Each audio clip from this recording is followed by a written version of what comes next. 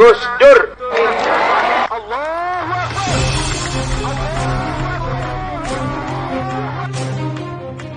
Kita punya kenangan buruk tentang sosok presiden yang diturunkan di tengah jalan, dikeluarkan paksa dari istana negara, dan kita tak mau itu terulang lagi. Tanda-tanda itu nampak nyata sekarang, dan para aktornya kurang lebihnya sama. Maka, kita harus mencegahnya. Untuk itu, mari kita menengok ke belakang.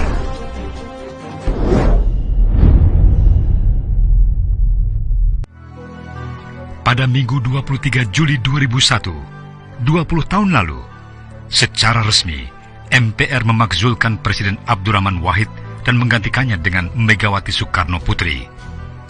Kelompok poros tengah yang sebelumnya menjegal Megawati yang menang pemilu 1999 justru mengangkat Gus Dur. Tapi kemudian poros tengah menurunkannya lagi dan memberikan kepada Megawati lagi. Pemakzulan Gus Dur didukung politisi Senayan, khususnya Partai Golkar, dibantu TNI dan Polri. Wahyu Muryadi, jurnalis senior yang dipercayai menjadi kepala Biro Protokol Istana Kepresidenan pada 1999 hingga 2001, menyatakan ada 4 kekuatan yang saling bekerja sama untuk menurunkan Gus Dur dari jabatan presiden. Pertama, kelompok yang kecewa karena kalah dalam pemilihan presiden. Kedua, sisa-sisa Orde Baru yang masih berkuasa. Ketiga, poros tengah yang tadinya menjadi sekutu Gus Dur menjadi presiden versus Megawati. Keempat, TNI yang tidak senang dengan supremasi sipil dan pemisahan dengan Polri yang diputuskan pada masa Presiden Wahid. Peletup tambahannya, pemecatan Jenderal Bimantoro sebagai Kapolri dan menggantikannya dengan Jenderal Khairuddin Ismail tanpa persetujuan DPR. Sejak saat itu, polisi terbelah sikapnya. Tulisnya dalam epilog buku Menjerat Gus Dur, Desember 2019 lalu. TNI bahkan menurunkan 40 ribuan tentara di Jakarta. Pasukan disiagakan dengan mengarahkan tank-tank moncong menghadap Istana Merdeka sebagai bentuk kekuasaan. Mereka berkongsi dan berperan penting dalam penjatuhan Gus Dur dengan Kabinet Persatuan Nasionalnya. Wahyu Muryadi mengungkapkan, beberapa hari sebelum Presiden Wahid lengser, beredar kisah transaksi dengan lawan politiknya. Gus Dur ditawari berkompromi. Setiap perombakan kabinet kudu diserahkan kepada partai politik. Ada juga tertulis dalam buku karya Firdiga Rizky Utama itu, desakan dari kelompok tertentu agar Gus Dur menerapkan syariat Islam di seluruh Indonesia supaya kaum Islam membelanya. Gus Dur menolak seraya menggebrak meja dan mengatakan, lebih baik jatuh melakukan politik transaksional semacam itu. Beberapa kalangan yang dulu turut menaikkannya pun kemudian berubah haluan.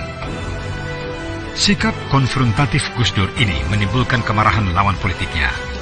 Dalam sebuah wawancara dengan Tempo 26 Desember 2003, Gus Dur mengatakan, kalau bergantian saya sih, itu memang menunjukkan rendahnya nilai para politisi kita, tokoh-tokoh partai-partai kita. Mereka sama dengan kekuatan-kekuatan anti-demokrasi. Itulah yang tidak saya duga sama sekali. Jelas sekali pemakzulan Gus Dur penuh rekayasa, tipu muslihat, dan dibuat-buat, dan aktor-aktornya masih hidup sampai sekarang. Tapi kita mengenal mereka. Sebagiannya sudah jadi pecundang. Mungkin mereka makmur dan kaya raya, tapi tak punya kehormatan. Lihat saja Amin Rais.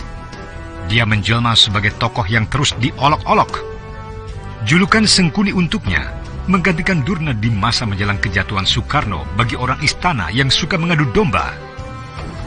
Buku Menjerat Gus Dur juga mengungkapkan berbagai skenario para aktor untuk mengerahkan massa dan mahasiswa untuk melancarkan kerusuhan.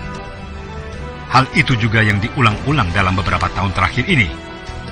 Membangun kesan Gus Dur dekat dengan komunis dan lagi membangkitkan paham komunis juga pola yang diulang kini pada pemerintah Jokowi. Dan kita tahu rezim mana yang gemar melempar isu komunas-komunis. Saat itu, Gus Dur memang mewacanakan islah dengan korban gerakan 65 dan meminta maaf kepada keluarga korban G30S. Mahfud MD menyebut secara yuridis pemakzulan Gus Dur tidak sah.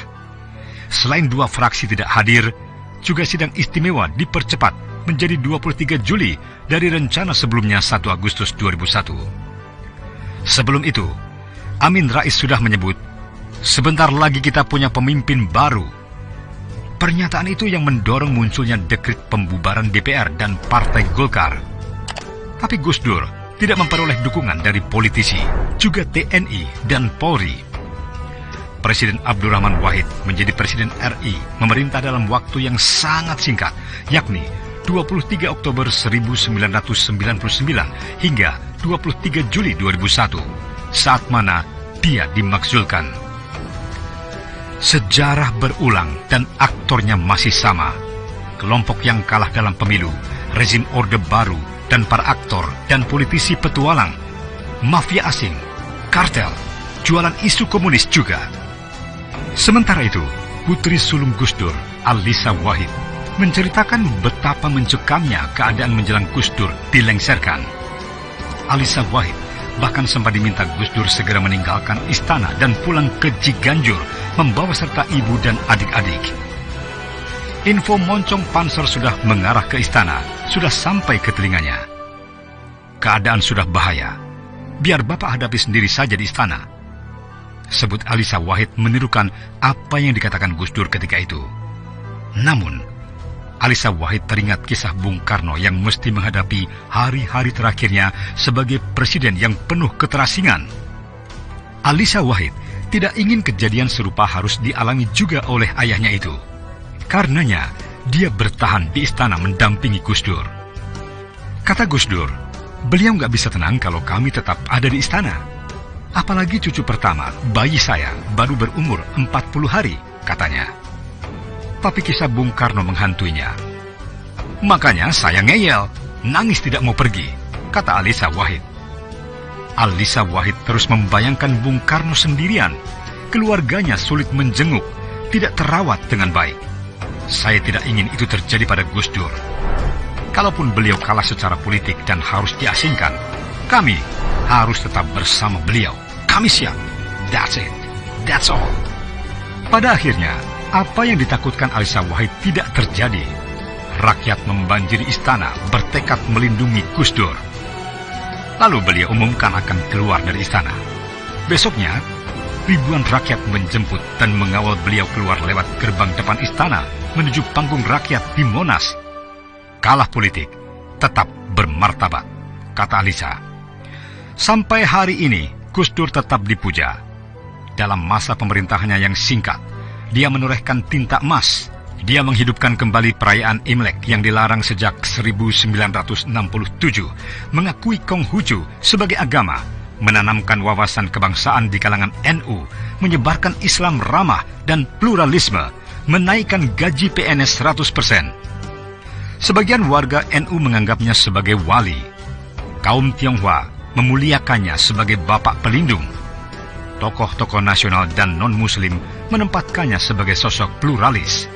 Sedangkan seniman dan budayawan menyukainya karena nyentrik dan humoris. Makamnya di komplek pesantren Tebu Ireng Jombang tak henti-henti didatangi peziarah hingga kini dimuliakan. Sedangkan para politisi yang memakzulkannya kehilangan martabat. Menjadi sengkuni, tokoh dunia pewayangan dikenal licik dan penjilat.